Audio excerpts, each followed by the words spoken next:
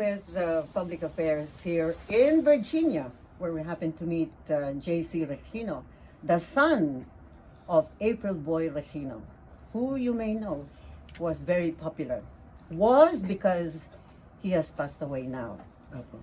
J.C. Regino, what songs have you been singing lately? I mean, in honor of your dad. Right now po, we have a tribute concert po. This Yes. here in Virginia. Oh, yes. So, lahat halos po ng kanta ni Dad, kinakanta ko po sa concert. Lalo mga, di ko kayang tanggapin na mawawala ka na sa akin. Mga ganun That's po. right. Yeah. That's the popular song of your dad. I remember Awit that. ko'y pakinggan, at laging tatandaan. Mga ganun pong kanta. Would you say that most of your songs are love songs? Something about the heart?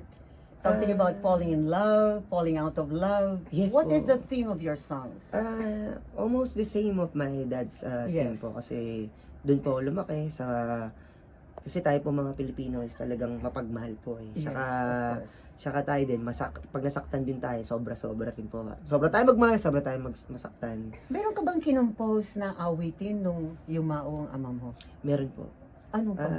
Yun nga po, lumabas po to like 2 years ago po under GMA Music. Ano ba po ako ng GMA Music that time? Ang title po niyan is Idolo.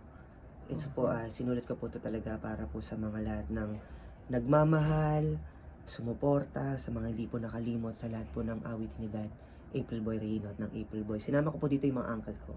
Pakinggan ko ilang linya nitong para sa... Simula po kasi maraming salamat sa inyo sa pakikinig ng aming awitin.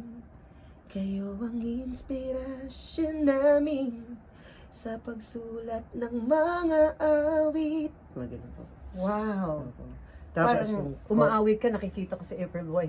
Tapos yung chorus po nun, parang sabi niya, hayaan niyong iandog namin itong awit para sa mga tagaanga namin.